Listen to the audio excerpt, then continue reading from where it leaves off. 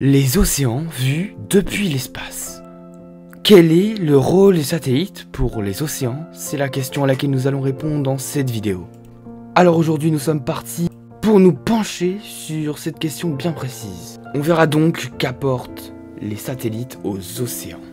Qu'est-ce qu'ils peuvent fournir comme information, etc.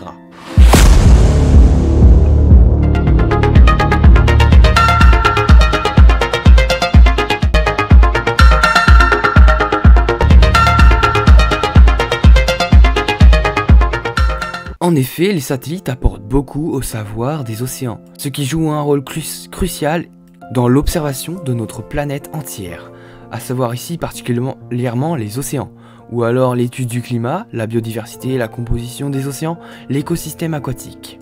Le satellite artificiel est crucial pour la compréhension de notre planète, car en effet ils nous servent à de multiples choses et à mesurer de multiples choses dans les océans. Mais avant tout, rappelons que les satellites artificiels ont plusieurs orbites. Il y a tout d'abord l'orbite basse, située à 200 jusqu'à 2000 km de la Terre, l'orbite moyenne de 2000 à 3500 km et l'orbite géostationnaire située à 35 000 km. Pour rappel, les océans recouvrent 70% de la Terre, ce qui est assez énorme et en grande quantité. Donc comme je vous l'ai dit, les satellites servent tout d'abord à mesurer la température de surface des eaux, des océans par exemple, des mers ou des lacs, avec leur équipement de capteurs infrarouges. Cela permet d'ailleurs de prédire la météo et les conditions météorologiques. Les satellites servent également à la surveillance, par exemple les courants des marées, etc. Les satellites peuvent mesurer le cycle de l'eau, car ils peuvent observer les océans, mais aussi les nuages qui sont d'ailleurs un des inconvénients pour observer tout simplement la Terre et les océans, ce qui peuvent gêner à leur mesure habituelle. Bien que les satellites observent également la couleur de l'eau, ce qui peut être utile par exemple pour évaluer la pollution de l'eau, ce qui aide à veiller sur la sécurité et la santé des mers et des océans. Par exemple, ils peuvent également détecter les mers noires, les marées noires, ce qui aide et ce qui est pas mal utile et pas mal pratique pour la gestion des catastrophes et de la protection des écosystèmes marins. Certains satellites peuvent même mesurer le volume d'eau et la hauteur des vagues, par exemple pour évaluer le niveau des marées, et certains autres satellites peuvent également cartographier le fond marin, ce qui est assez impressionnant. Tout ça avec l'altimétrie qui permet de mesurer la hauteur. Une autre chose importante que les satellites sont capables de faire est de mesurer la salinité. Donc c'est ce qui désigne la concentration de sel dissous dans les océans, ce qui est en effet très efficace pour savoir calculer le nombre de sel. En bref, on peut dire que les satellites sont capables de faire une multitude de mesures et d'examinations et d'analyses de nos océans pour leur protection et leur surveillance. Mais plusieurs inconvénients viennent à l'encontre de ces mesures et de ces analyses faites par nos petits satellites.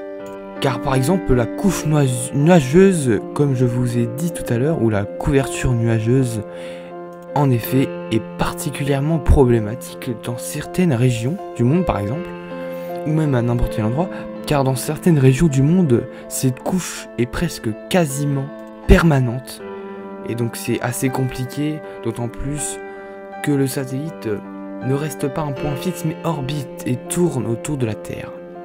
Par exemple, dans les zones équatoriales et tropicales, les couches nuageuses sont bien souvent permanentes. Mais les cyclones et les tempêtes sont également gênants pour la mesure, bien que les satellites nous servent à prévoir ces cyclones et ces tempêtes. C'est aussi une des raisons du satellite de pouvoir prévoir ces phénomènes qui peuvent s'avérer être assez dévastateurs. Il y a néanmoins des innovations qui sont créées pour contrer cela, pour contrer la couche nuageuse, comme des systèmes intégrés dans certains satellites qui sont capables de passer à travers la couverture nuageuse.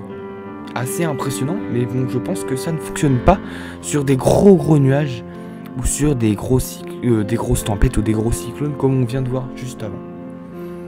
Alors voilà pour ce premier petit inconvénient. Alors il y a également les interférences solaires. Alors en fait ça consiste à que le soleil soit à peu près en face aussi du satellite. Et en gros ça va abîmer les différents dispositifs de mesure qui sont intégrés dans le satellite. Et donc ce phénomène provient, donc, comme je vous l'ai dit, lorsque le satellite a dans sa ligne de vue le soleil. Donc par exemple il y a la Terre à côté et bien il y a le soleil qui est pas très loin. Et du coup ça abîme pas mal les dispositifs intégrés de mesure et d'analyse. Les caméras par exemple ou autres. Et maintenant on va se poser une dernière petite problématique. Alors c'est une problématique que l'on retrouve dans le domaine de la recherche océanographique. C'est qu'en fait il est très difficile de recouvrir et de protéger toute la surface de la Terre, donc la surface du globe terrestre, et ainsi de pouvoir analyser les océans, les mers, etc. Il est assez compliqué, car par exemple, pour vous donner un ordre d'idée, cela prendrait 1 an en bateau de parcourir tout ça. Alors c'est pour ça que les satellites ont été créés, mais alors, faut se poser une question, mais comment fait-on pour observer et recouvrir toute la Terre pour pouvoir avoir un visuel sur tous les océans et ainsi contre cette problématique de en bateau ça fait 1 an, du coup ça fait beaucoup trop de temps pour pouvoir surveiller sur toute l'année par exemple les océans. Alors déjà, comme on a dit tout à l'heure, les satellites ils orbitent et tournent autour de la Terre, alors suivant leur orbite que je vous ai dit en début de vidéo. Mais on va voir que les satellites sont assez révolutionnaires pour cette problématique, car globalement les satellites sont quand même très doués pour cela, car ils font le tour de la Terre en globalement 50 minutes du pôle nord au pôle sud, ce qui prendrait 1 an à peu près. Ce qui prendrait 1 jour à recouvrir toute la surface du globe et ainsi pouvoir tout simplement surveiller et analyser et observer et faire les mesures de tous les océans, sur toutes les surfaces terrestres.